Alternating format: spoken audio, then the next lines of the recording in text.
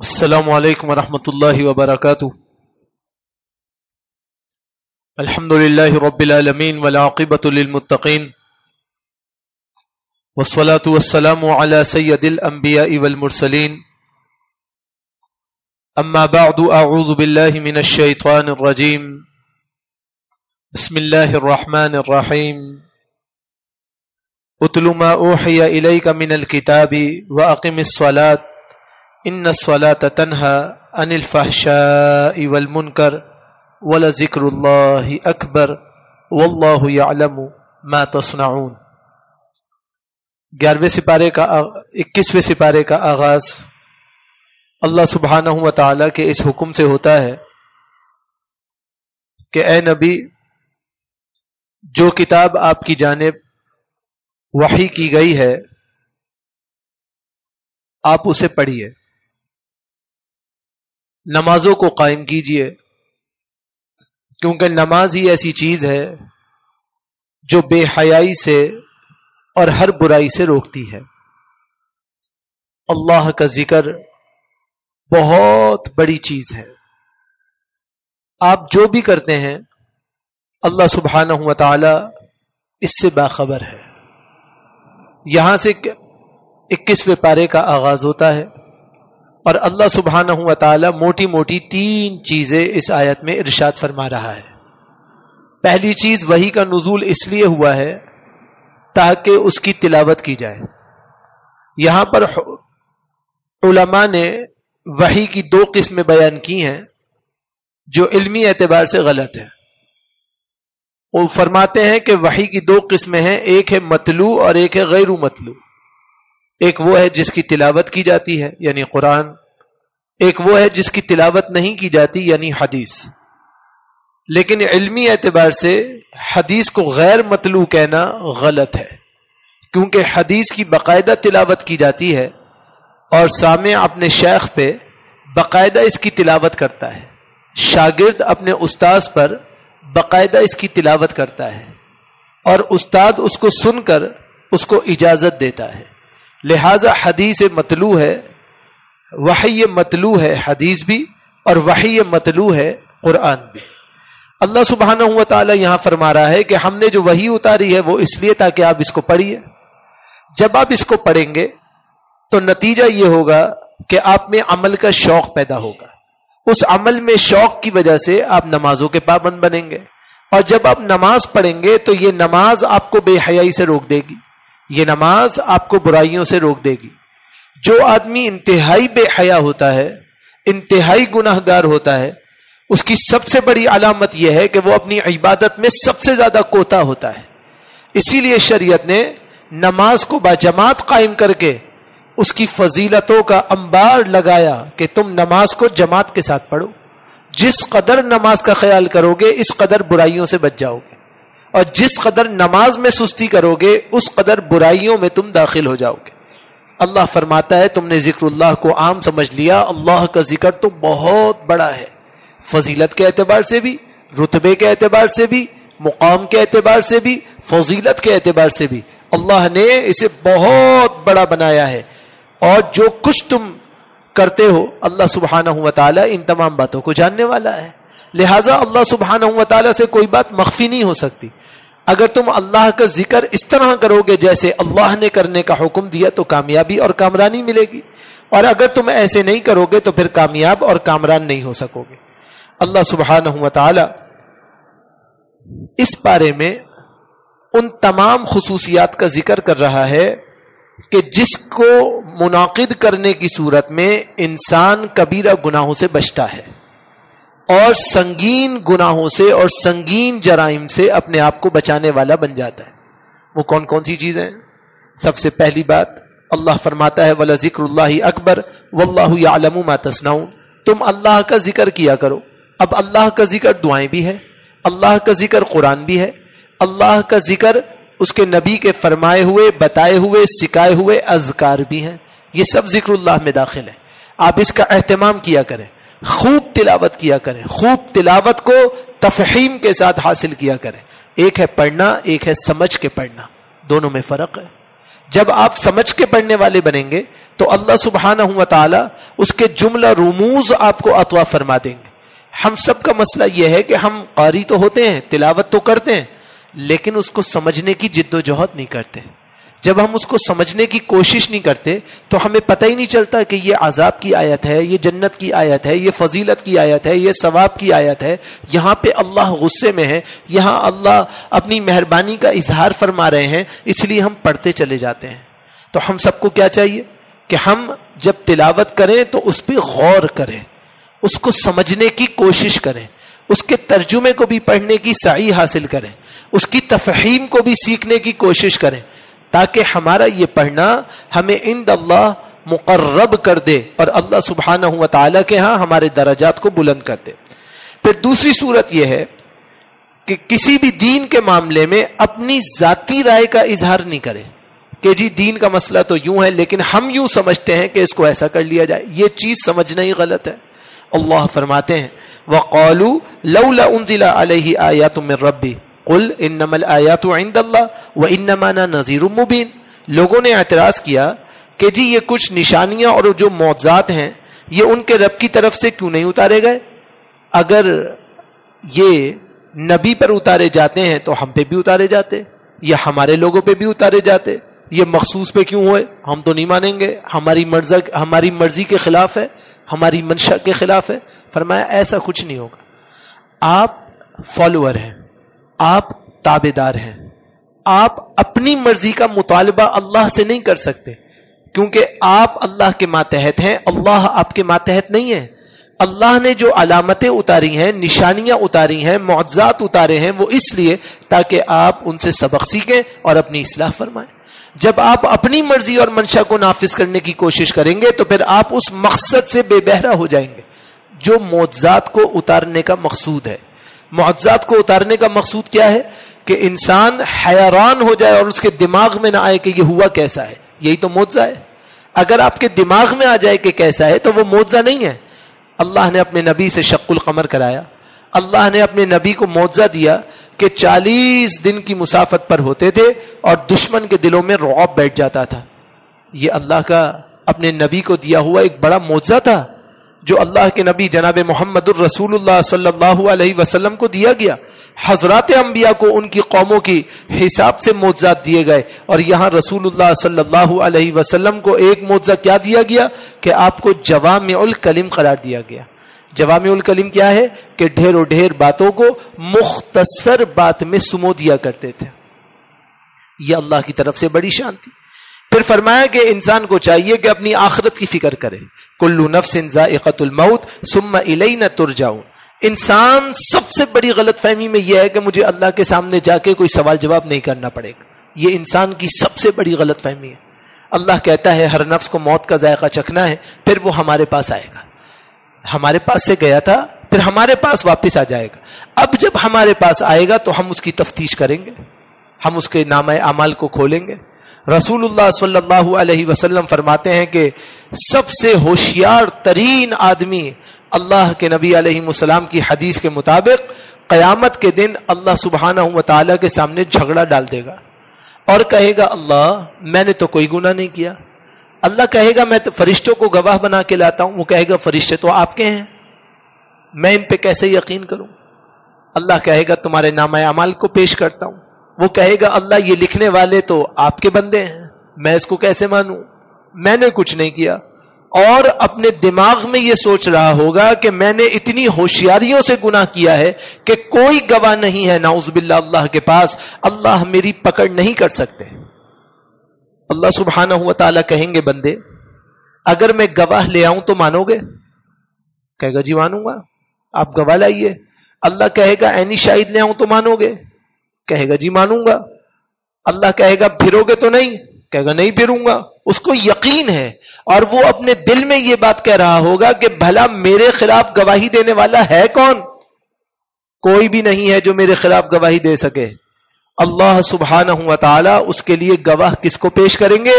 اس کی زبان کو سب سے پہلے بند کریں گے اور اس کی رانوں سے بلوائیں گے. اس کی رانیں بولیں گی, اس کے ہاتھ بولیں گے, اس کے پاؤں بولیں گے. پھر اللہ تعالیٰ اس زبان کے لوتھڑے کو حکم دے گا، وہ بولے گا کہ اس نے کیا گناہ کیا اور کیا نہیں کیا. پھر اللہ سبحانہ و تعالیٰ اس کو قوت گویائی دیں گے اور کہیں گے یہ سارے اعضاء جو تیرے ہیں، تیرے ساتھ جڑے ہوئے تھے، انہوں نے تیرے خلاف گواہی دی ہے، اب تو کیا کہتا ہے؟ اس کے پاس ایک جواب ہوگا، ہائے میری بدبختی، انہوں نے مجھے مروا دیا. اللہ سبحانہ و تعالیٰ کے ہاں جا کر حساب کتاب سب کا ہونا ہے. آپ آخرت کی تیاری پہ نظر رکھیں گے تو دنیا بآسانی گزر جائے گی، اور اگر آپ آخرت پہ یقین نہیں کریں گے تو دنیا تو اچھی گزرے گی مگر آخرت سخت ہو جائے گی، جو بہت بڑی ہے، ہمیشہ کی زندگی والی ہے. ہمیں اس پہ خوب نظر رکھنی چاہیے. اور پھر دنیا کی حقیقت سمجھ لیجئے، وَمَا هَذِهِ الْحَيَاةُ الدُّنْيَا إِلَّا اللَّحْمُ وَلَعِبٌ وَإِنَّ الدَّارَ الْآخِرَةَ لَهِيَ الْحَيَوَانُ لَوْ كَانُوا يَعْلَمُونَ. فرمایا یہ دنیا کی زندگی تو ایک کھیل کود تماشے کی طرح ہے، کھیل کود میں آدمی تھکتا ہے اور پھر کھیل کود چھوڑ دیتا ہے. دنیا میں آئے ہیں تو دنیا ایک نہ ایک دن چھوڑ کے جانی بھی ہے. رسول اللہ صلی اللہ علیہ وسلم نے مومن کے لیے فرمایا کہ مومن کے لیے دنیا کیا ہے؟ الدنیا سجن المؤمن، اس کے لیے قید خانہ ہے، کبھی مومن یہاں راضی نہیں ہوگا. اور رسول اللہ صلی اللہ علیہ وسلم کی صحیح احادیث کی روشنی میں مسلمانوں کو حکم دیا کہ دنیا میں کیسے ہو جاؤ؟ مسافر کی طرح ہو جاؤ، کہ ایک دن یہاں ٹھہرے اور پھر آگے. تو مسافر اپنی جگہ پہ ایک جگہ نہیں رکتا، وہ چلتا رہتا ہے.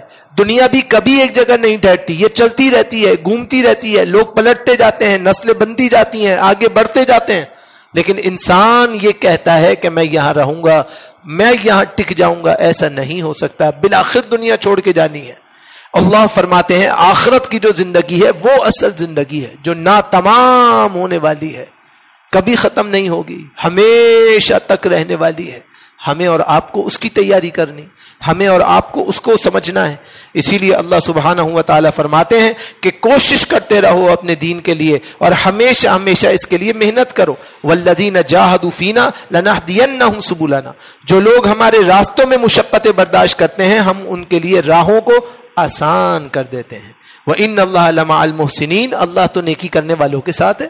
آپ جب دین کا کام کرتے ہیں تو آپ کی مخالفت ہوتی ہے، تو مخالفت سے گھبرانا نہیں ہے، بالکل نہیں ڈرنا ہے، اللہ اس میں برکت دے دیتے ہیں. اسی لیے سلف صالحین سے منقول ہے کہ اگر آپ کی مخالفت نہ ہو تو آپ سمجھ جائیے کہ آپ کی دعوت میں کہیں نہ کہیں نقص ہے. محمد بن عبد الوہاب النجدی الثقفی رحمۃ اللہ علیہ ارشاد فرماتے ہیں کہ توحید کی دعوت کا سب سے پہلا مزہ اس شخص کو ملتا ہے کہ جب وہ دعوت پیش کرتا ہے تو سامنے سے مخاصمت اور مخالفت دونوں شروع ہو جاتی. سامنے والا کبھی اس کو آرام سے قبول نہیں کرے گا، کیونکہ یہ تو دلوں پہ ضرب لگانے والی چیز ہے، خواہشات کو کچل دینے والی چیز ہے. توحید ایک ایسی چیز ہے کہ جو کوئی اس کے اوپر چلے گا اس کو اپنے نفس کی تمام خواہشات کو مارنا پڑے گا. اس کے لیے انسان بھلا کیسے تیار ہوگا؟ لہذا اپنے بھی بیگانے ہو جائیں گے، پرواہ نہ کرے، کیونکہ توحید کی برکت سے اللہ بیگانوں کو بھی اپنا بنا دیتا ہے. لیکن توحید کو نہیں چھوڑنا چاہیے. اور پھر اللہ سبحانہ و تعالی ارشاد فرماتے ہیں کہ اپنے دین کے ساتھ مخلص ہو جائے. فاقم وجہک للدین حنیفا فطرت اللہ التی فطر الناس علیہا، فرمایا کہ یکسو ہو کر اپنے دین کی طرف متوجہ ہو جاؤ اور اللہ تعالیٰ کی اس فطرت پر متوجہ ہو جاؤ جس پر اس نے لوگوں کو پیدا کیا. رسول اللہ صلی اللہ علیہ وسلم فرماتے ہیں ہر بچے کو فطرت اسلام پر پیدا کیا جاتا ہے. اس کے ماں باپ اسے یہودی بناتے ہیں، اس کے ماں باپ اسے مجوسی بناتے ہیں، اس کے ماں باپ اسے عیسائی بناتے ہیں، اس کے ماں باپ اسے مسلمان بناتے ہیں. بچہ تو فطرت اسلام پہ ہی پیدا ہوتا ہے. اب ماں باپ جیسے ہوں گے اولاد ویسی ہو جائے گی. تو کیا ہم یہ چاہتے ہیں کہ ہم اور ہمارے بچے بگڑ جائیں؟ اگر آپ ایسا نہیں چاہتے تو فطرت اسلام کی طرف پلٹیے، شریعہ کی طرف پلٹیے، قرآن و سنت کی طرف پلٹیے، قرآن و سنت کی اساسیت کی طرف پلٹیے. جیسے قرآن و سنت کہتا ہے ویسے اپنے آپ کو ڈھالیے تو کامیاب اور کامران ہوں گے. اور پھر کیا ہوگا؟ اپنے مالوں کی زکات دیجئے. وما آتیتم من ربا لیربو فی اموال الناس فلا یربو عند اللہ وما آتیتم من زکات تریدون وجہ اللہ فاولئک هم المضعفون. اللہ کہتا ہے یہ بات یاد رکھو، اگر تم سود پہ لینا دینا کرو گے، انٹرسٹ پیئنگ سسٹم کو فالو اپ کرو گے اور تم یہ سمجھو گے کہ میرا مال انکریز ہوگا، تو تمہارا مال سوائے ڈیکریز ہونے کے کب کچھ نہیں ہوگا. انٹرسٹ پیئنگ سسٹم آپ کے اوریجنلیٹیز کو بھی کھا جاتا ہے آپ کے ایسٹس کو بھی تباہ کر دیتا ہے اور آپ کے جتنے پروفٹس ہیں اور سٹیجز آف پروفٹس ہیں ان کو بھی تباہ کر دیتا ہے. چاہے آپ اس کو مشارکے کا نام دے دیں, چاہے آپ اس کو اجارے کا نام دے دیں. جب انٹرسٹ پیئنگ سسٹم ہیلڈ ہو جائے گا تو پھر کبھی وہ آپ کو جینے نہیں دے گا. یہ اللہ کی طرف سے لعنت شدہ کام ہے. چاہے آپ اس کو کسی بھی نام سے گھما پھرا کے لے آئیں کہ جی یوں ہے, جی وہ ہے, جی اس میں یہ شق ہے, اس میں یہ شق ہے. جب سودی نظام آ گیا, سود کی انوالومنٹ ہو گئی, سودی نظم آ گیا, تو پھر وہ آپ کو حق حلال پہ ٹکنے نہیں دے گا. اسی لیے رسول اللہ صلی اللہ علیہ وسلم نے ارشاد فرمایا کہ سود کے استعمال کرنے والے کا سب سے کم ترین گناہ یہ ہے کہ وہ سر عام اپنی والدہ ماجدہ کے ساتھ اعلان زنا کرتے. اللہ سبحانہ و تعالیٰ کے ہاں اس کا سر کچلا جائے گا, خونم خون ہوگا, اور پھر اس کے سر کو صحیح کیا جائے گا, پھر کچل دیا جائے گا, کیونکہ یہ سود کھاتا تھا. انسان سمجھتا ہے کہ میرے سود پہ پیسے بڑھیں گے, سود پہ کبھی پیسے نہیں بڑھتے. یہ آپ کے کیپٹلزم کو کھا جاتا ہے, یہ آپ کے ایسٹس کو تباہ و برباد کر دیتا ہے, مارکیٹ کو اس طرح ڈیویلیشن کا شکار کرتا ہے کہ آپ کو لگتا ہے کہ میرے پیسے بڑھ رہے ہیں, اسیسنگ پار ختم ہو جاتی ہے اور جو چیز 1 روپے کی تھی وہ 8 آنے کی رہ جاتی. یہی ہر چیز میں ہے. اگر آپ سودی نظام پہ قرضہ لیں گے تباہ ہو جائیں گے. آپ سود کے اوپر کسی چیز کو تکافل کا نام دے کے ارینج کر لیں گے تب بھی یہی مسئلہ ہوگا. آپ سودی سسٹم کے اوپر کسی بھی چیز کو ارینج کریں گے, چاہے وہ آپ کے ملک کی صورتحال ہو یا آپ کے ذاتی معیشت کی صورتحال ہو, اللہ اس میں برکت نہیں دے گا. اللہ برکت جب دے گا جب آپ اللہ کے بتائے ہوئے طریقے کے مطابق اپنے مال کو بڑھائیں گے, تو اللہ سبحانہ و تعالیٰ اس میں برکت دے دے گا. اور پھر فرمایا کہ انسان کو چاہیے کہ آلات موسیقی سے اپنے آپ کو بچائے. وَمِنَ النَّاسِ مَن يَشْتَرِي لَهْوَ الْحَدِيثِ لِيُضِلَّ عَن سَبِيلِ اللَّهِ بِغَيْرِ عِلْمٍ وَيَتَّخِذَهُ هُزُوًا أُولَٰئِكَ لَهُمْ عَذَابٌ مُّهِينٌ. اللہ کہتا ہے رسوا کن عذاب ہے ان لوگوں کے لیے جو گانے بجانے کے آلات کو خریدتے ہیں.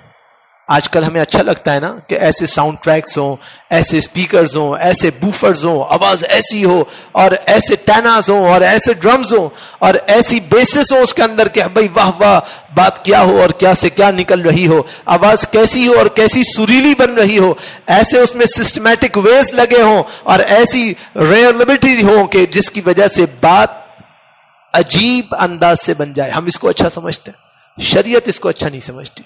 شریعت یہ کہتی ہے کہ جب بھی کوئی گانے بجانے کی چیز تمہاری زندگی میں رائج ہوگی, یہ تمہیں تمہاری اصل عبادت سے دور کر دے گی. اس لیے اللہ کے نبی علیہ السلام نے گانے بجانے کی چیزوں کو توڑنے کا حکم دیا, گھنٹیاں سن کے کانوں میں انگلیاں رکھنے کا حکم دیا. صحابہ اکرام نے گھنٹیاں سنی تو کانوں میں انگلیاں رکھ لی اور آلات موسیقی کو پسند نہیں کیا. آج ہم میں سے ہم سب کے گھر میں آلات موسیقی موجود ہیں, اور ہم یا تو اپنی مرضی سے لاتے ہیں یا بچوں کی مرضی سے لاتے ہیں, اور ہم کہتے ہیں کہ جی ضروری ہے, بچوں کو مزہ نہیں آتا. ہم کبھی یہ اس بات کی دعوت نہیں دیتے کہ اس کا صحیح استعمال بھی ہو سکتا ہے.